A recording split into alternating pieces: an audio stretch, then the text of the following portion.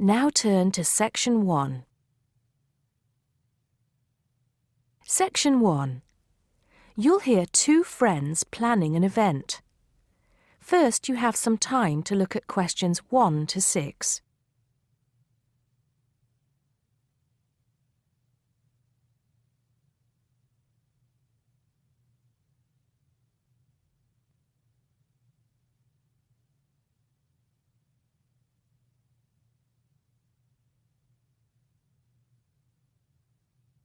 You'll see that there is an example which has been done for you.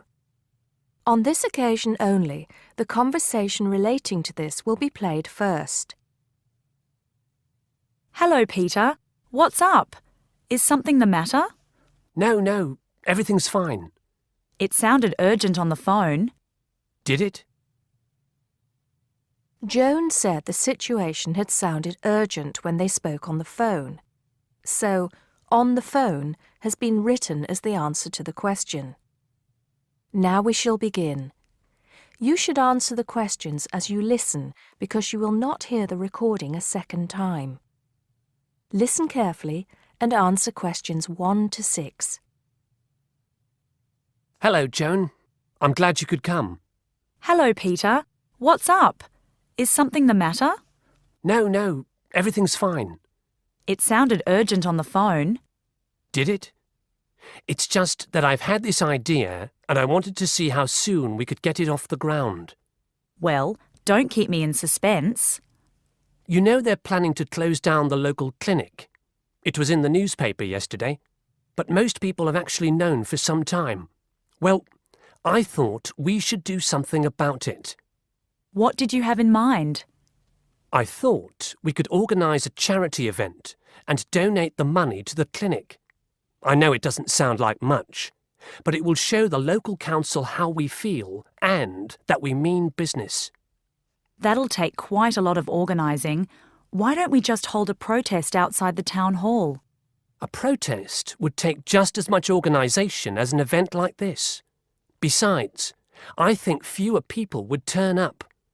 A village fair or something like that would attract more people and get money for the clinic. People are more generous when they're enjoying themselves. OK then, it sounds good to me. How do we start? First, we put our heads together and come up with a list of people who'll be willing to help and people who can provide us with some of the things we need. For example, we might need a caterer to provide refreshments, a rock band for entertainment, tents and so on. Then, we do a lot of telephoning around and try to get everybody together at the same time in the same place. Sounds like a lot of work to me. Well, that's only the beginning. First things first, though. Let's decide now on who to get to the initial meeting and where and when to hold it. Fine. Well, the village hall would be the best place to have the meeting. It's not as big as the youth club, but it's warmer. There'll be no problem getting permission to use it, but I suppose it depends on how many people we invite. We don't want too many, otherwise the meeting will go on too long and nothing will get decided. But the village hall is a good idea. It's more official than having it in someone's living room. How many? 6 or 8 people to start with? 10 at the most? OK, now we have to decide on a suitable day and time. Suitable to everybody, I mean. A Saturday or Sunday would seem to be the best choice because people aren't at work on those days. But they may not like the idea of giving up a part of their weekend for a meeting. Unless we persuade them it's for a good cause, or that it's to their advantage, and that it'll all be a lot of fun. We'll provide refreshments, of course. What if some don't want to give up their weekend? Then we'll give them an alternative. Say, one evening in the week after everybody's finished work.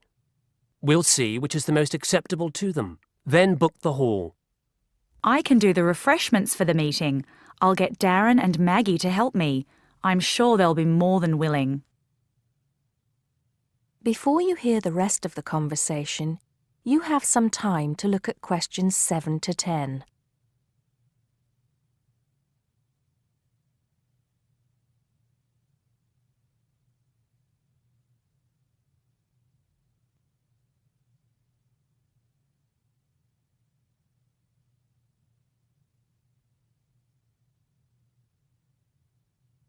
Now listen and answer questions 7 to 10.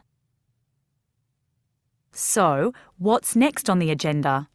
A list of who we want at the meeting. Yes, of course. Obviously, we want someone from the clinic. I think Dr. Perkins would be best. He can tell us exactly what the financial situation is there. You know, how much money it takes to keep the place running, and how important it is for the community to have the clinic. The vicar too. He can rally lots of support. And Mr. Sims, our Member of Parliament. He is very busy, but I think I can persuade him to come, or get his wife to persuade him to come. I see her quite a lot socially. That's great. 2 other people I have in mind are Freddie Smith. The journalist? Yes. Well, he's the editor of the local paper now, and might be useful. He might let us advertise for free, and he'll know how to go about getting leaflets and posters printed. That's another thing. We'll need volunteers to put leaflets through people's doors and stick up posters all over the place. We can decide that at the meeting. What about the other person? What other person? You said you had 2 people in mind, Freddie Smith and... Oh, yes, Mr. Gates. Mr. Gates. Do I know him? You must do. He owns Greatfields Farm. We need a large area to hold the fete. Right. So how many have we got then? 7 or 8? There's Dr. Perkins, Mr. Sims, that journalist. Freddie Smith, you mean? Yes, him. And the vicar and Mr. Gates, the farmer. That's only 5. There's you and me. That's 7. That will do for now. Let's start making phone calls. That is the end of section 1. You now have half a minute to check your answers.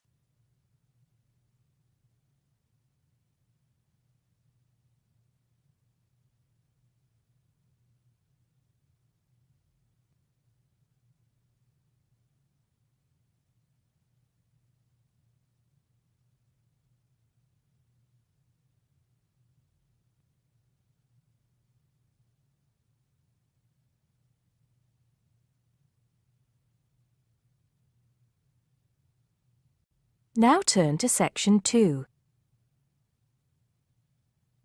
Section 2. You'll hear a guide talking to visitors about a tourist attraction. First, you have some time to look at questions 11 to 14.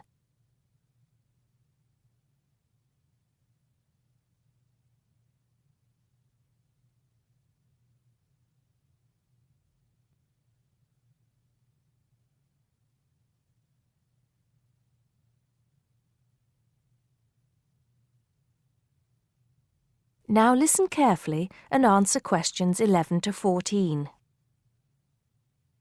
Good morning, everybody.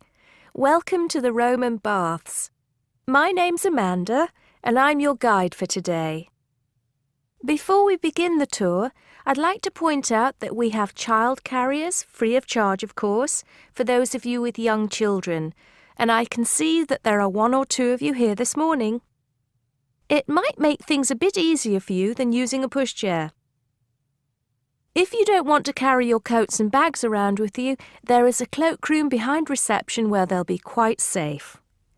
Also, should anyone want to use the bathroom, there's one here in the reception hall, opposite the ticket office, and another one by the shop where we end our tour, right by the exit. Having mentioned the shop, I should tell you that it's full of interesting things for you to remember your visit by. Posters, postcards, replicas of the Gorgon's head, the Haruspex stone, and the statues that you'll be seeing on your tour. There are also games, books and videos for children and other souvenirs. Our first stop will be the terrace, where you will get your first view of the baths. Now, the statues that line the terrace here are of Roman emperors, governors of Britain, and various military leaders. These aren't from Roman times either. In fact, they were sculpted in 1894, especially for the grand opening of the baths in 1897. But what you can see from here is only a fraction of the whole Roman bath site, which stretches below ground level under the surrounding streets and squares of the town.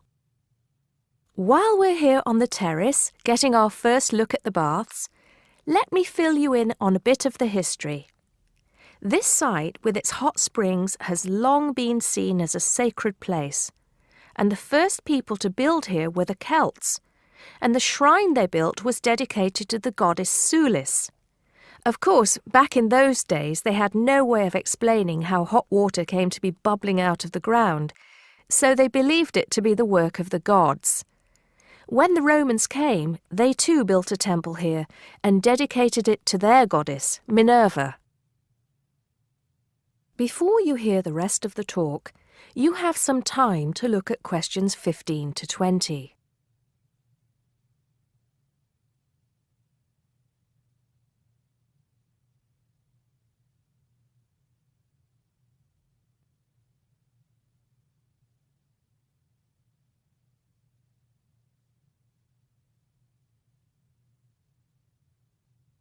Now listen and answer questions 15 to 20. The bath you can see from here is called the Great Bath. Not very imaginative, I know, but it is the biggest. Impressive, isn't it? At one time it was housed in a huge vaulted hall 40 metres high, which for many people of the period must have been the largest building they'd ever seen in their lives. The bath itself is 1.6 metres deep, ideal for bathing, and has steps leading down to the water on all sides. The niches or alcoves you can see all around the bath would have had benches and possibly small tables for drinks and snacks. Not a bad way to spend your free time, relax, and tell yourself it's all good for your health. Let's move on to our next stop, the sacred spring. This is the heart of the site, where the hot water bubbles up from the ground at a temperature of 46 degrees centigrade.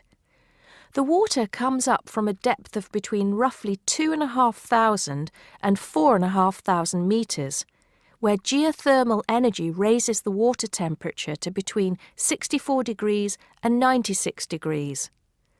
Over 1 million litres of this hot water rise up here every day, and as well as being hot, the water is rich in minerals, and it was thought it would cure various ailments and illnesses.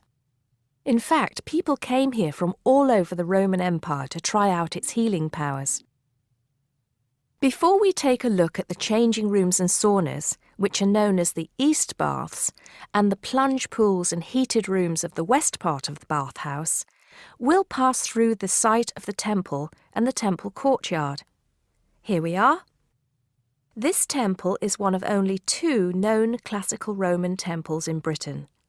The other is the Temple of Claudius at Colchester. This temple is said to date from the late 1st century AD, being built between 60 and 70 AD. But the original temple has been knocked about and added to over the centuries, and what you can see here are just bits of the original temple. Okay? Shall we move on?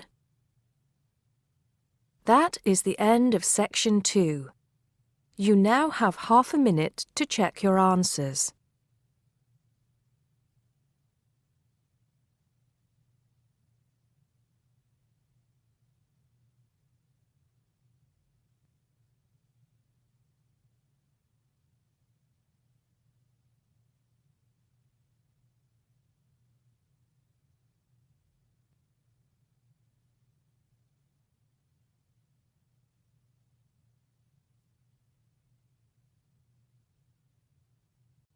Now turn to Section 3. Section 3. You'll hear a tutor and a student discussing transport. First, you have some time to look at questions 21 to 25.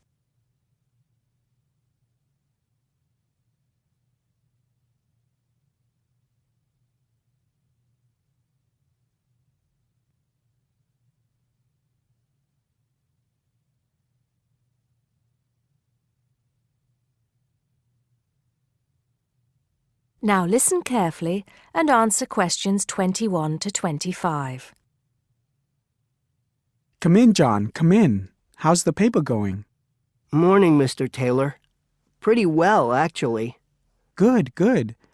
It's not all about bicycles, is it? I know you've got a thing about bicycles. Yes, but that's just... There are other ways to get around town, you know. Yes, I know, and I think I've researched pretty well all of them. Right then. So your paper's about urban transport in London, eh? Not just London, but that is going to be the focus. I've also looked at urban transport systems in cities around the world: Madrid, Beijing, Mexico City, Amsterdam, Paris, other countries too. You have been busy, haven't you? What's the purpose of your study? Well, two things really. I want to see if there are more efficient ways of organizing urban transport systems while cutting down on traffic congestion, and of course pollution, and to find ways of encouraging people to use public transport instead of their cars. Let's start with that then, with cars. I think you'll have a hard time thinking of ways to persuade people to swap their cars for a crowded bus or underground train. They're convenient, comfortable, faster, and sometimes they're a status symbol too. Okay, I agree that cars will probably always be the most popular means of transport, but there are ways to cut down the number of people who bring their cars into the city. It's a problem that affects every big city, and several methods have been tried. I know, as I've found to my cost. When I go into London, which I do 2 or 3 times a week, I have to pay £5 to get into the city centre. Has your research thrown up any more places where they do this? Oh, yes. Apart from London, there's Oslo, Stockholm, Singapore. Now, there, in Singapore, they've got it really organized. They've imposed a tax on all roads leading into the city center, and they have electronic sensors that identify each car, and then debit a credit card belonging to the owner. Before you hear the rest of the conversation, you have some time to look at questions 26 to 30.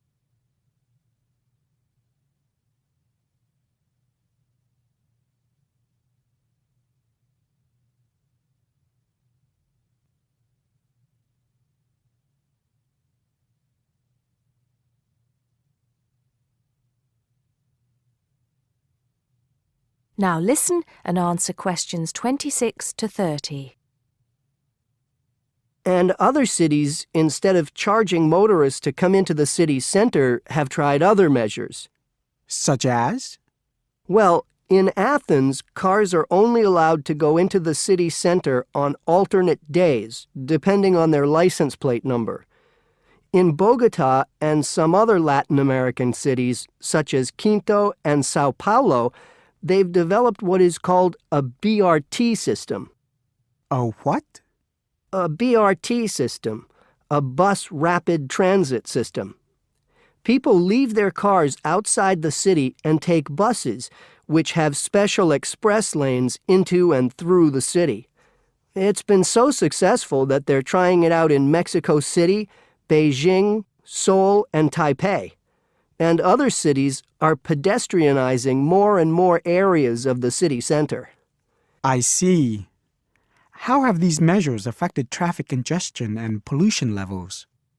In most cases, it has led to a reduction in the number of cars entering the city center. Certainly in Singapore, where it's now much easier to move around the city and the air is much cleaner than most other cities in that part of the world. London too, I believe. I can give some facts and figures if you like. Please do. In the first year after the tax was introduced, the number of people using buses to get to the city center rose by 38%. Really? 38%? Incredible. Yes, and the number of cars entering central London dropped by about 18%. there's more. The number of people using bicycles and mopeds went up 17%. I knew we'd get to bicycles at some point. Well, yes. In the city, the bicycle has a lot going for it. You can avoid traffic jams, there are no parking problems, they don't pollute, they're cheap to run, and they don't cost very much. Oh, and here's another fact for you. You can fit 20 bicycles in the space needed to park one car. Well, I never. But I can't see it catching on. Besides, we seem to be getting off the point. Not at all. China, Japan, and Holland have all integrated bicycles into their urban transport systems. In Holland and Japan, they've got special parking areas for commuters who get to the station by bike. And Japan has even built multi-story parking facilities for bikes close to railway stations. Then look at America. In New York, delivery services use bicycles because they can deliver messages and small parcels far more quickly and at much lower cost than cars or vans. Even the police use bicycles. In fact, in about 80% of the towns in America where the population is around 500,000, the police regularly patrol on bicycles. And they have proved to be effective because they can reach the scene of an accident or crime faster and more quietly than officers in patrol cars, making a lot more arrests per officer. Well, you do know your bicycles, don't you? But I do need to hear more about the public transport system and what's to be done about that. And I'd like you to look a bit more into the economics of it, how much it will cost to improve the situation, and so on. Okay? Right. See you next Tuesday. Yes, next Tuesday. Bye, Mr. Taylor. That is the end of section 3. You now have half a minute to check your answers.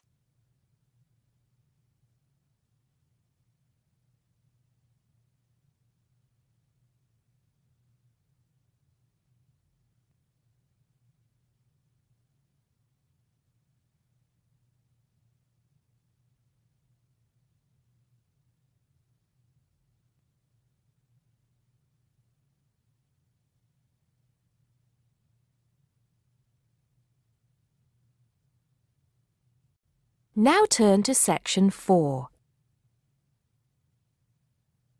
Section 4. You'll hear a lecturer talking to a group of science students. First, you have some time to look at questions 31 to 34.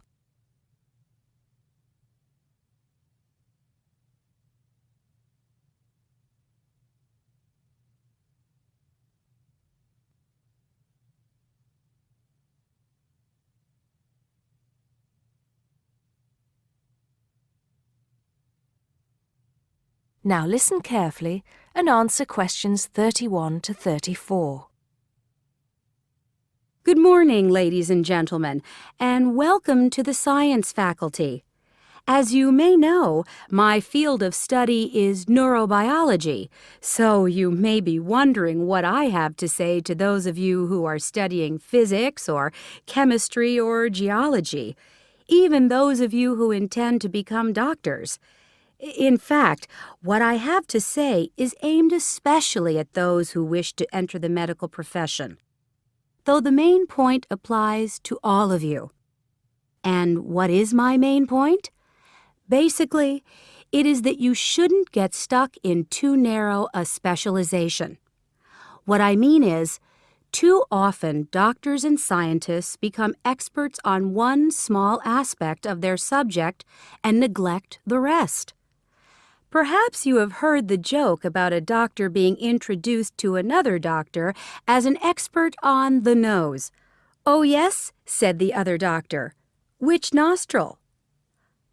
I know that more and more it is necessary to specialize, because when you finish your studies, you have to find a place in the job market. But I do believe that it is damaging both to you personally and to the profession. You may be surprised to know how many physicians in the past were men of wide culture. Many were interested in the humanities, from the arts to literature to philosophy. A surprising number of them, from Rabelais to William Carlos Williams, became poets, novelists, and playwrights.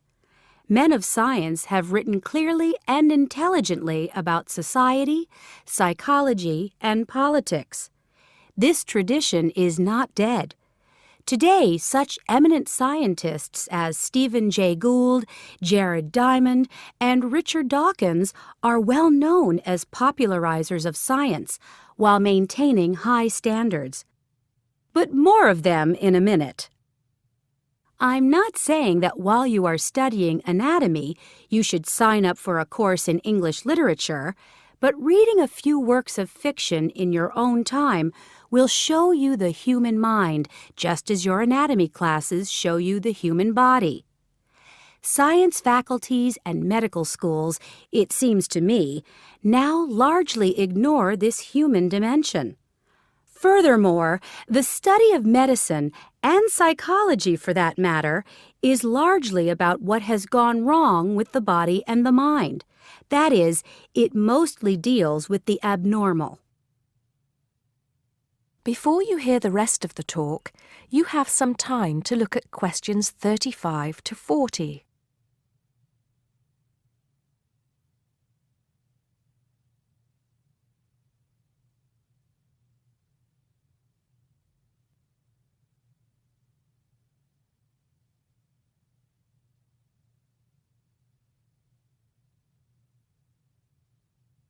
Now listen and answer questions 35 to 40.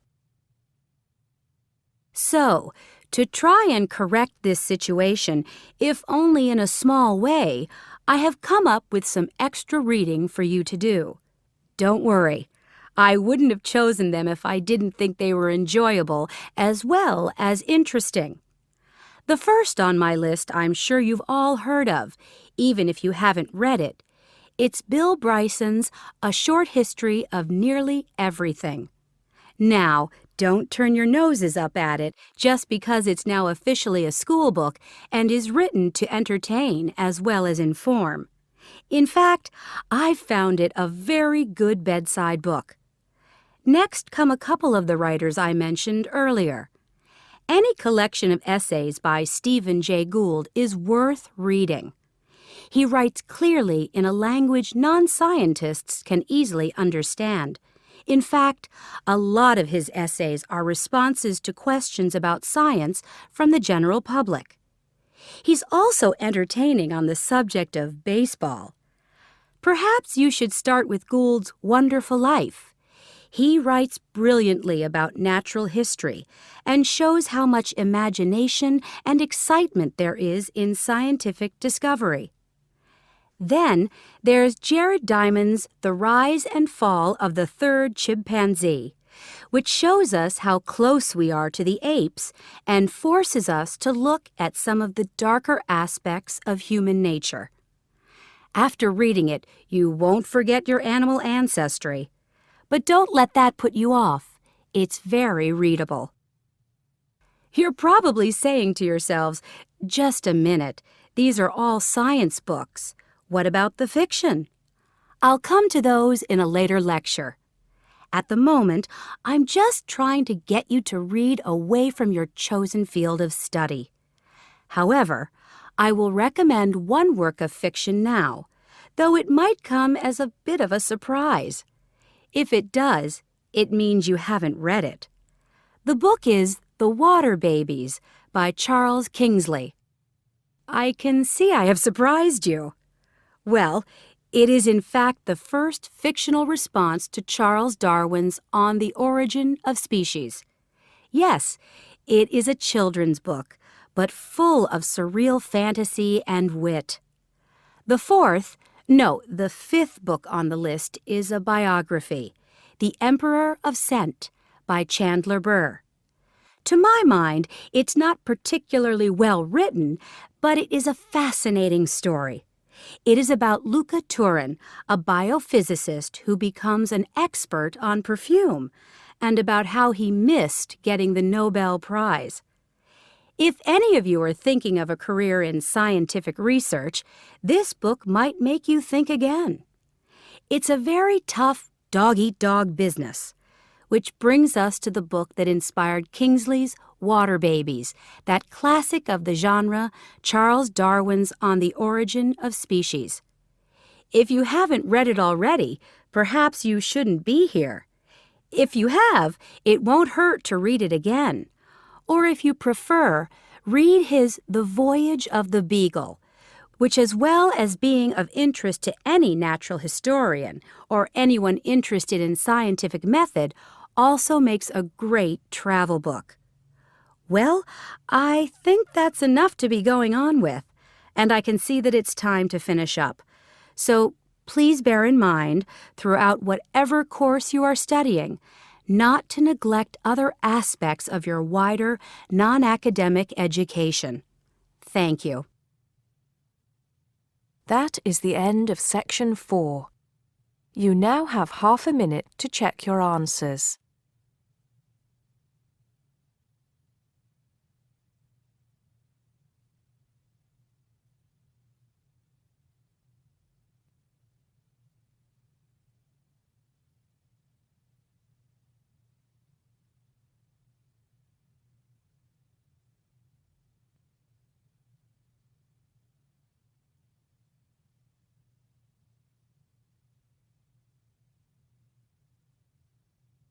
That is the end of the listening test.